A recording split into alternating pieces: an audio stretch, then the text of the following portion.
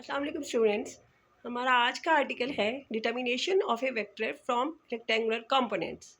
मैंने last lecture में आपको बताया था कि किस तरह से हम किसी एक वेक्टर के रेक्टेंगुलर कंपोनेंट्स बना सकते हैं। तो यानी लास्ट वेक्टर में हमने एक वेक्टर को उसके कंपोनेंट्स में डिवाइड किया था और आज उसका हम रिवर्स प्रोसेस करेंगे। आज हम कंपोनेंट्स से वेक्टर बनाना सीखेंगे कि अगर हमारे पास कंपोनेंट्स नोन हो, रेक्टेंगुलर कंपोनेंट्स हमें पता हो, तो फिर हम कैसे उनसे एक वेक्टर बना सकते हैं। चलिए स्टार्ट करते हैं अपना आर्टिकल।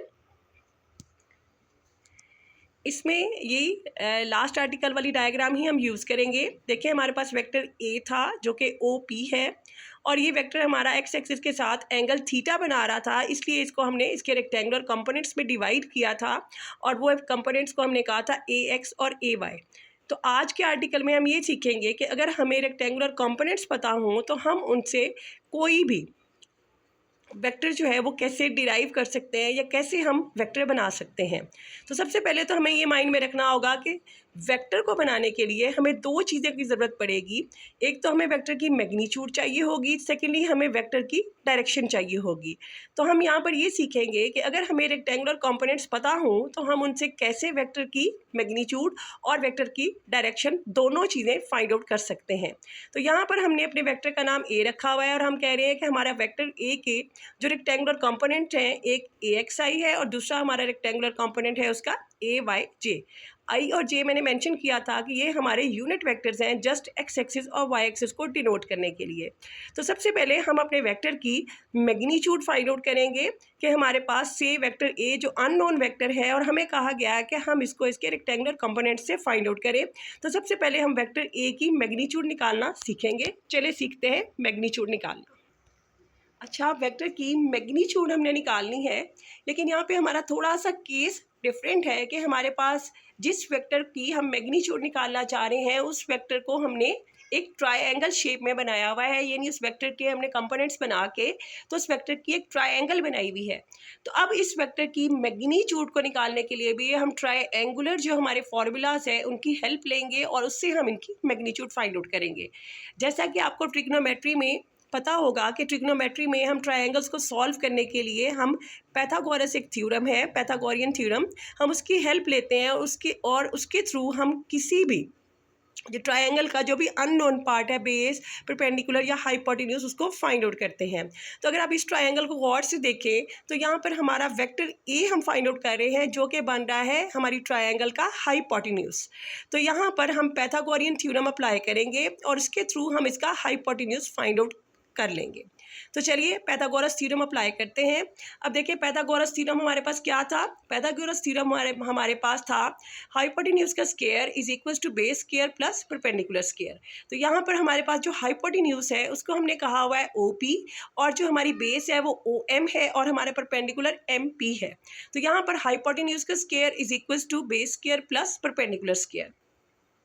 अब देखिए हाइपोटेन्यूज में क्योंकि हमारे पास वेक्टर ए है और वेक्टर ए की मैग्नीट्यूड हम फाइंड आउट कर रहे हैं, यहाँ पे मैं फिर मेंशन कर दूं कि वेक्टर को हम दो हिस्सों में फाइंड आउट करेंगे। एक में हम उसकी मैग्नीट्यूड फाइंड आउट करेंगे और सेकंड में हम उसकी डायरेक्शन फाइंड आउट करेंगे। तो पैथागोरस थ्योरम के थ्रू हम उसकी सिर्फ मैग्नीट्यूड को फाइंड आउट कर रहे हैं, तो इसलिए यहाँ पर मैं वेक्टर के ऊपर कोई भी उसकी वेक्टर रिप्रेजेंटेशन नहीं डालूंगी क्योंकि ये मैं मैग्नीट्यूड ऑफ वेक्टर निकाल रही हूँ, ना कि पूरा वेक्टर।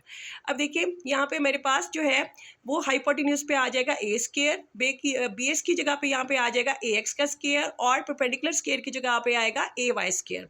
अब मैं राइट हैंड साइड से जो स्क्वायर है उसको ख़त्म करूँगी और देखिए मेरे पास बन जाएगा A is equal to A X square plus A Y square. तो इस तरह पैथागोरस थ्योरम की हेल्प लेके हम जो है किसी भी हमारे जो वेक्टर है, अननोन वेक्टर है, उसकी मैग्नीट्यूड निकाल लेंगे उसके रेक्टेंगुलर कंपोनेंट्स की हेल्प से। तो ये मेरे पास वेक्टर ए की मैग्नीट्यूड आ गई, यानी मैंने वेक्टर ए को हाफ सॉल्व कर लिया है कि मैंने उसकी मैग्नीट्यूड फाइंड आउट कर ली है, लेकिन अभी मुझे उसकी डायरेक्शन को फाइंड आउट करना बाकी है। तो चलिए अब उसकी डायरेक्शन को फाइंड आउट करते हैं। अब हम अपने वेक्टर की डायरेक्शन को फाइंड आउट करेंगे। किसी भी वेक्टर की डायरेक्शन जो अननोन हो, जो आप फाइंड आउट करना चाह रहे हो, तो उसके लिए हम हेल्प लेते हैं ट्रिग्नोमेट्रिक रेशियोज में से tan थीटा की। ये मैंने पहले भी बताया था कि जो tan थीटा है वो हमें डायरेक्शंस या एंगल्स फाइंड आउट करने में हेल्प आउट करेगा। अब tan थीटा होता किसके इक्वल है? tan थीटा इक्वल होता है परपेंडिकुलर ओवर बेस के। तो हमारी इस ट्राइंगल को आप गौर से देखें तो यहाँ पर हमारे पास उसका परपेंडिकुलर PM है और इसकी बेस OM है। तो हम वही चीज़ें यहाँ पर मेंशन करेंगे, MP यानी उसका परपेंडिकुलर और ओवर OM यानी उसकी बेस। अब MP परपेंडिकुलर के लिए हमने यहाँ पर जो वेक्टर कंपोनेंट लिखा हुआ है वो है AY और इसकी बेस के साथ जो वेक्टर का कंपोनेंट बन रहा है वो है AX। तो tan theta is equals to AY over AX बन गया।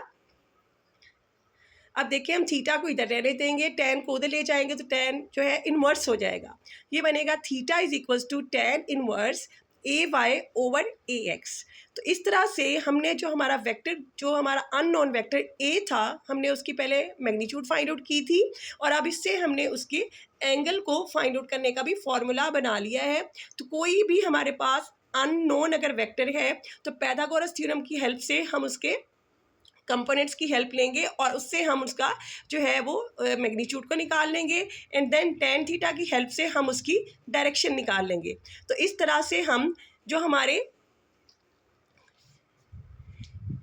से हम अपने रेक्टेंगुलर कंपोनेंट्स की हेल्प से किसी भी वेक्टर की मैग्नीट्यूड और साथ में उस वेक्टर की एंगल को फाइंड आउट कर सकते हैं। तो ये था हमारा आज का article, determination of A vector from rectangular components. मिलते हैं नेक्स्ट आर्टिकल के साथ। अल्लाह हाफिज़।